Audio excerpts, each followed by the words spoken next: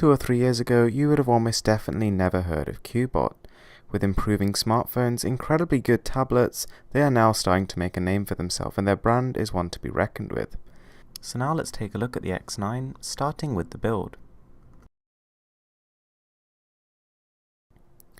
So the X9 looks a lot like the iPhone 6, and for all the right reasons. It actually has a full aluminium unibody design, very similar to the iPhone 6, and to be honest, I have to say I can barely fault the build.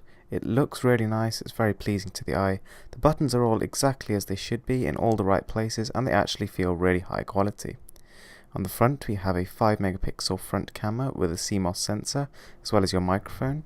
And then on the back we have an 8 megapixel stacked Sony XMOS sensor, which gives a virtual 13 megapixels. So the device is just 6.9mm thin, making it Cubot's thinnest smartphone ever, and really something to behold. Its weight, 135 grams, is somewhere in the middle of the line. To be fair, I quite like it. It feels like a quality piece of kit in your hand, but at the same time it's light enough to be quite usable. The packaging was very nice to look at, but the included accessories slightly on the bare side. Having said that, from the precision cut aluminium unibody to the Gorilla Glass front, you have to colour me impressed. So now, let's talk about the features of the device. So to begin with, the first thing you're going to notice when you turn on the Cubot X9 is its beautiful display. So this is a 720p panel, which for the price is just about right. I mean, most phones at this price point either offer a 720p or a QHD resolution, which is much lower. And even though 720p is hardly next gen, I really think that they've absolutely nailed the colours on this device. I think even Samsung could learn a thing or two from them. So as you can see, we have a slightly alternate settings menu. It makes zero sense to me. I can't see why they've done it. It's not really adding anything, but then again, it doesn't really take anything away. So as you can see, we're running Android 4.4 KitKat here, which is good but not great. I mean, Lollipop doesn't really add anything major, but then again, this is something that is missing. Now, Cubot also talks a lot about Hotnot, its way of rapidly transferring data at up to 54 megabytes per second. You have double tap to sleep, double tap to wake, and even cooler air gesture. Furthermore, the screen is ultra sensitive, meaning even when I actually put on my Arctic quality gloves, you can actually still use it. That's impressive. So when I saw the specifications, I noticed it had a 2200 mAh battery, which is not exactly great, and it got me a little bit worried. Having said that though, after using the device, all my doubts have gone. It's not outstanding, but the battery life is probably just above average and will easily get you through a day. So now we'll take a listen to these stereo speakers, which I have to say are not great.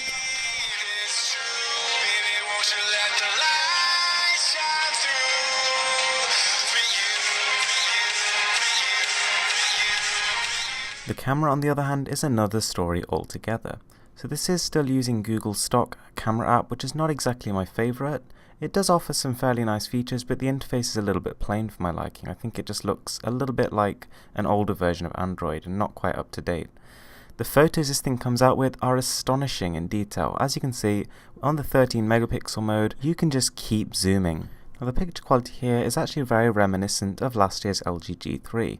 Really nice detail and impressive colours.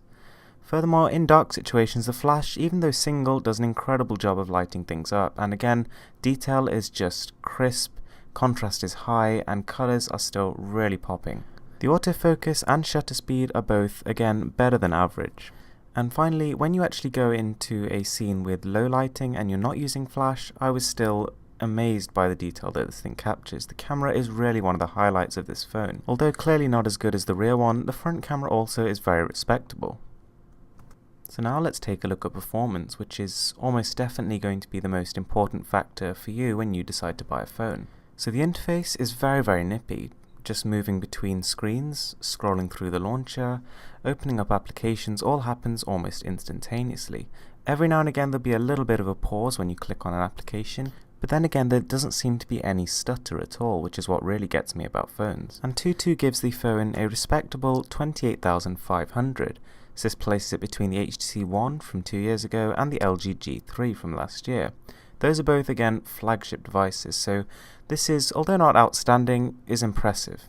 So bear in mind here that we're actually using a full octa-core CPU here, so for games and apps that don't take advantage of all 8 cores, you do tend to get weaker performance. Speaking of games, I was pleasantly surprised to note that just about every single game is compatible and runs extremely well. So as you would expect, simple 3D games like this are no problem at all, the device will chew through them. Games like Jelly Jump with a sort of 2.5D, I could not find one that actually pushes the device, but then again almost all the basic Android phones can handle this, so that's not really an issue. Moving over to 3D games, you can occasionally see some stutter. Now this game is actually running at a smooth frame rate, but it doesn't look it for two reasons. First of all, it's badly optimized, and second of all, the frame rate is for some reason capped at about 20 to 25, I can't quite tell.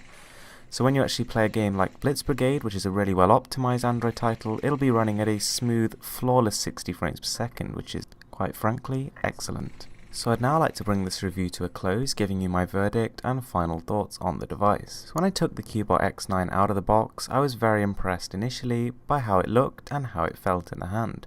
It's ergonomic, it's got just the right weight, and it's very slim. Feature-wise, it ticks just about every single box except perhaps 4G. It has dual SIM, which is something that not a lot of phones actually offer. It has SD card support, a really nice rear camera. Now the speakers I wasn't a big fan of. Although they actually look very nice, they're positioned very well, they're just not loud enough and they sound quite muffled. The screen though is also a real highlight here. I really enjoyed looking at the display. It makes videos, games, photos and everything come to life. And when it comes to performance, under the hood, this thing packing an octa-core processor and 2GB of RAM is seriously powerful. It chews through almost everything you throw at it and barely struggles. Every now and again you'll feel like this is maybe not a flagship device, but most of the time you'll be flying. Thanks for watching guys, I hope you liked this video and don't forget to subscribe.